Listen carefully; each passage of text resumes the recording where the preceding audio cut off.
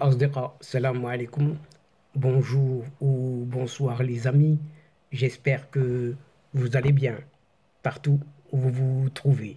En tout cas, c'est ce que je vous souhaite et pour le meilleur de toutes les situations et de toutes les circonstances, bien sûr. Bienvenue sur votre chaîne Bled Maharibia qui attend comme toujours vos encouragements dont nous avons bien besoin parce qu'ils nous font énormément de bien. Merci pour vos gentils commentaires, pour vos précieux conseils. Mais abonnez-vous, abonnez-vous pour rester tout simplement très informé des dernières nouvelles. الأصدقاء نتمنى تكونوا بخير وعلى خير أينما كنتم. أهلا وسهلا بكم ومرحبا بكم في قناتكم. Cette séquence vidéo se consacre une nouvelle fois à cette fameuse organisation de la Coupe d'Afrique des Nations.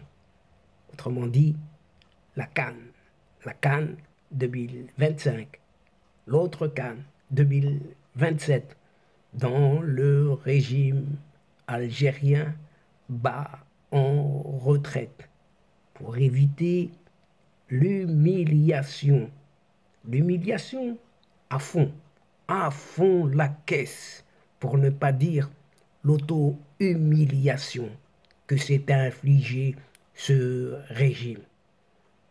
Dans une tentative vaine de rendre moins douloureuse une défaite humiliante, ce régime algérien retire in extremis, à la dernière seconde, ses candidatures, les deux, à l'organisation des éditions 2025 et 2027 de la Coupe d'Afrique des Nations.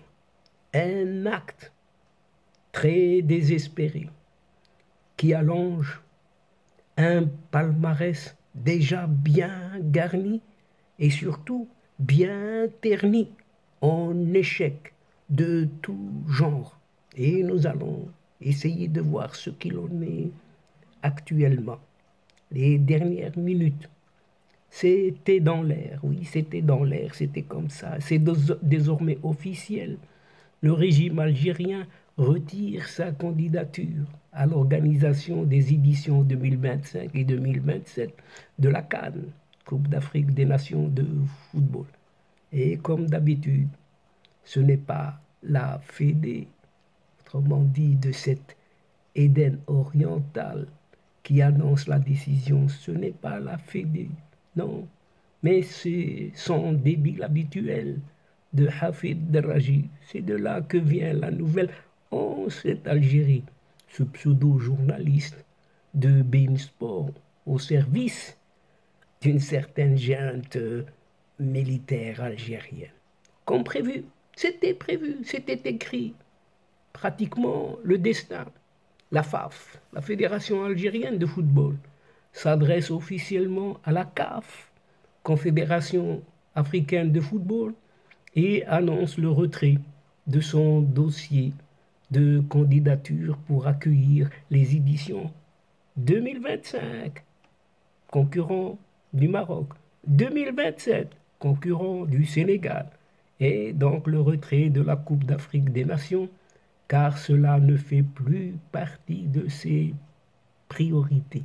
Cette FAF, cette Fédération algérienne de football, elle, entendez justement cette FAF, préfère purifier, soi-disant, et redynamiser le football algérien, qui en a bien besoin entre nous, dans le but de remporter les titres continentaux partout où ils seront organisés.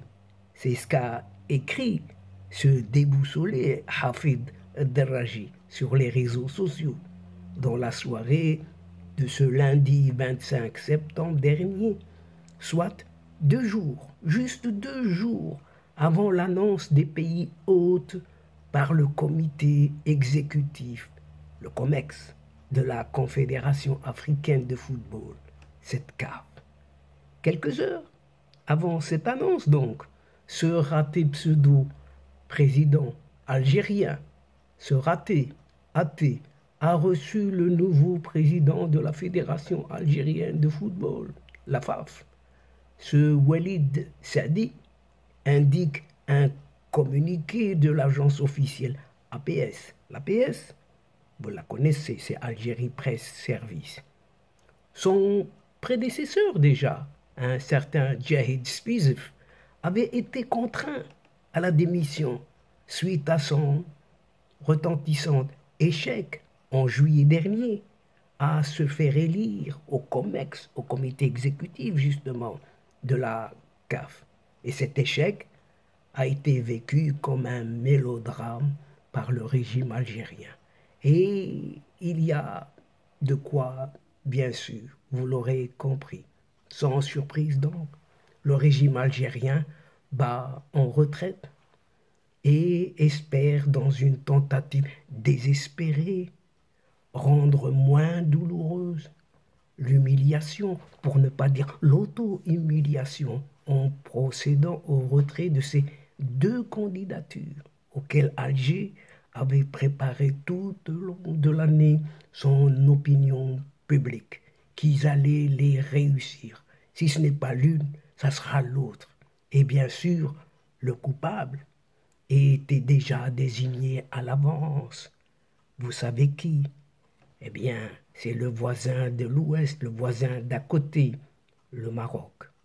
Et cet échec dans la course à l'organisation de la CAN n'est donc en aucun cas dû au manque d'infrastructures dont souffre affreusement ce pays ou à une quelconque incompétence chronique dans l'organisation de grands événements, mais seulement au jeu de coulisses dans lequel excellerait particulièrement le président de la FRMF, Fédération royale marocaine de football, Fawzi Larja, et au lobbying marocain au sein des instances dirigeantes du football africain.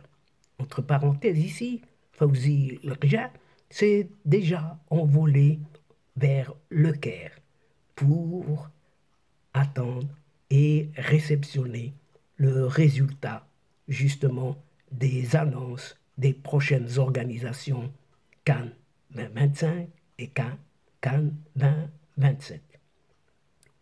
Fort, le résultat est un secret de Polichinelle. 2025, Maroc.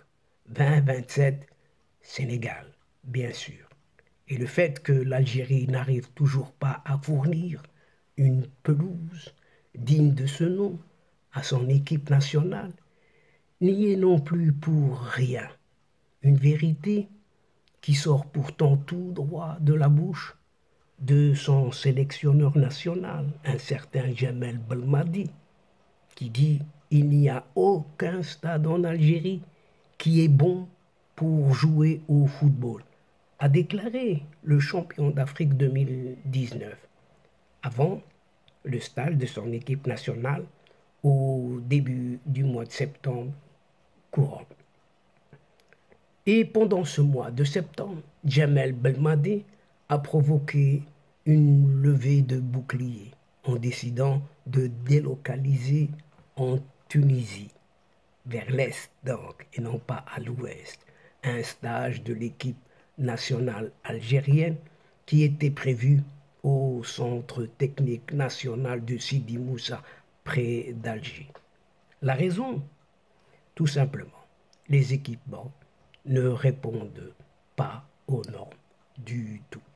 Est-ce qu'il faudrait dès lors s'étonner que cette Algérie ne soit pas en mesure d'organiser un événement sportif de la taille de la CAN tout de même?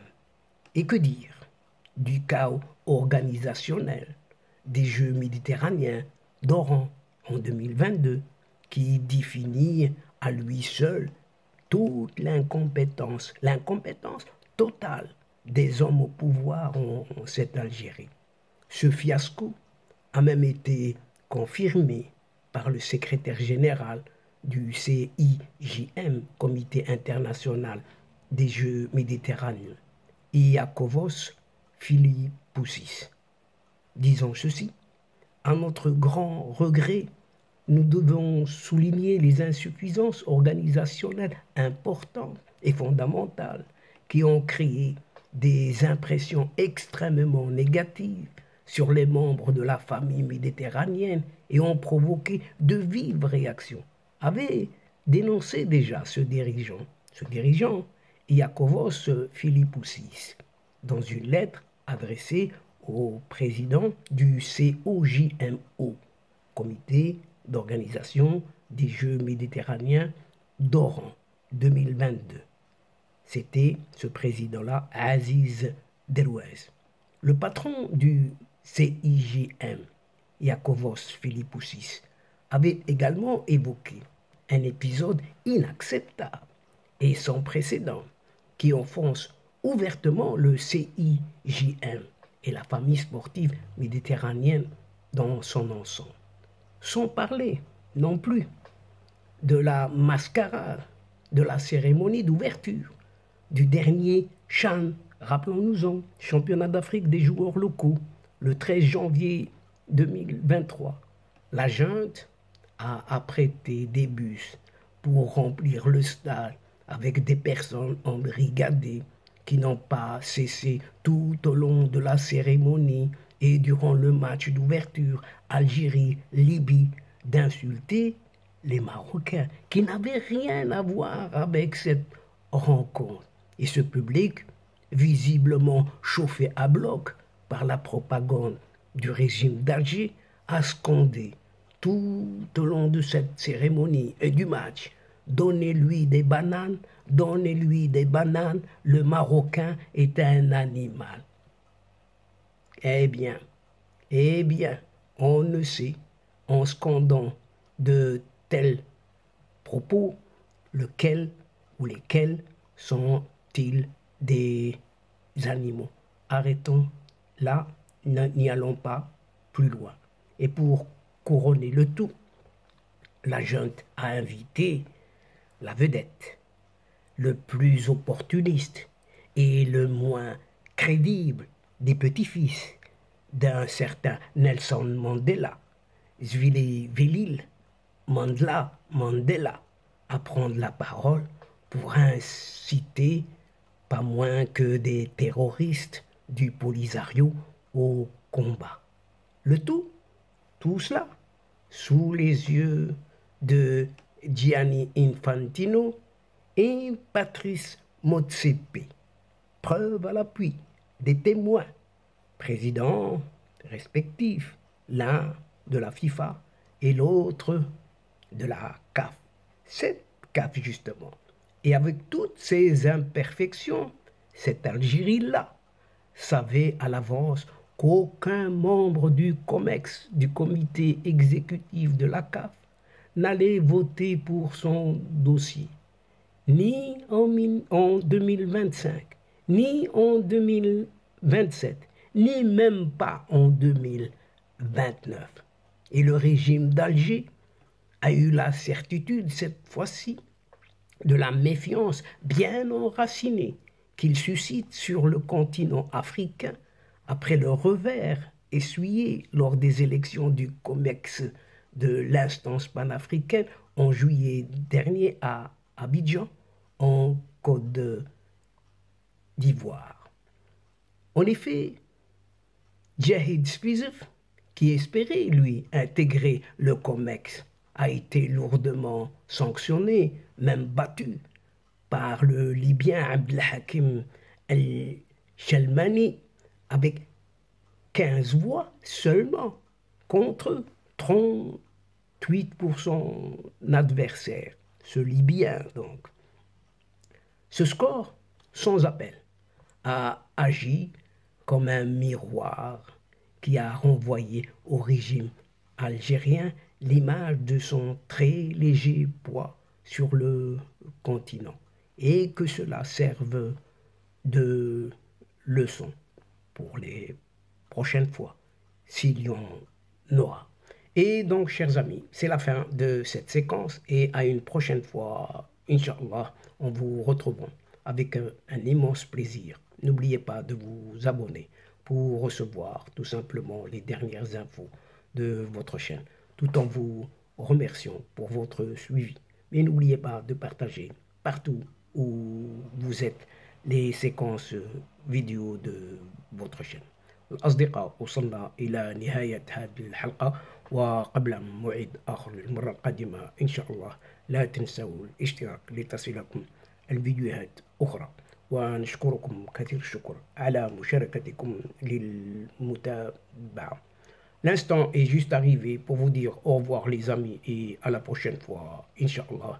الأصدقاء السلام عليكم ورحمة الله وبركاته. مع السلامة.